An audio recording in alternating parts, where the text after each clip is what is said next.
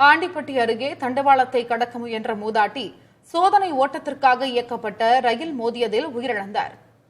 மதுரை போடி இடையே இயக்கப்படும் ரயிலின் வேகத்தை அதிகரிப்பதற்காக மதுரையிலிருந்து 121 கிலோமீட்டர் வேகத்தில் போடிக்கும் மறு மார்க்கமாகவும் சோதனை ஓட்டத்தில் ரயில் இயக்கப்பட்டது.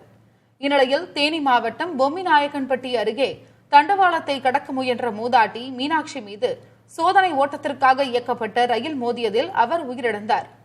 ஆடு மேய்க்கும் தொழிலில் ஈடுபட்டு வந்த மீனாட்சி தண்டவாளத்தில் நின்றிருந்த ஆடுகளை விரட்ட முயன்றபோது உயிரிழந்ததாக கூறப்படுகிறது. இந்த விபத்தில் 6 ஆடுகளும் ரயிலில் அடிபட்டு இறந்தன. இதனிடையே ரயில் சோதனை ஓட்டம் குறித்த தகவலை மலை கிராம மக்களுக்கு தெரியப்படுத்துவதே இல்லை என்று அந்த பகுதியினர் புகார் தெரிவித்துள்ளனர்.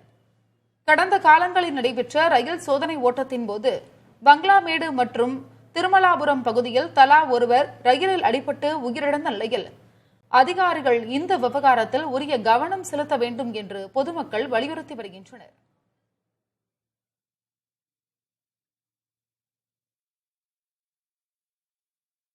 மனைவி மீனாட்சி ஆடு மேய்க்க போனேன். இந்த ஆடிக்கிற ரயில் வர்றது தெரியாது. 2ஆம் குடுக்கில் போஸ்ட் செய்து வால் போஸ்ட் செய்து அடிக்க விட்டலை. அடிக்கிட்ட ரயில் வருங்கிறது தெரியாது எங்களுக்கு. இப்போ போயிட்டு வரையில் எப்படி ரயில் திடீர்னு வந்து 6 ஆடையும் மீனாட்சி அடித்து உயிர் சேதமாகிடுச்சு. மீனாட்சி இறந்து போயிடுச்சு. போடியில் இந்த மாதிரி சம்பவம் நடந்திருக்கு.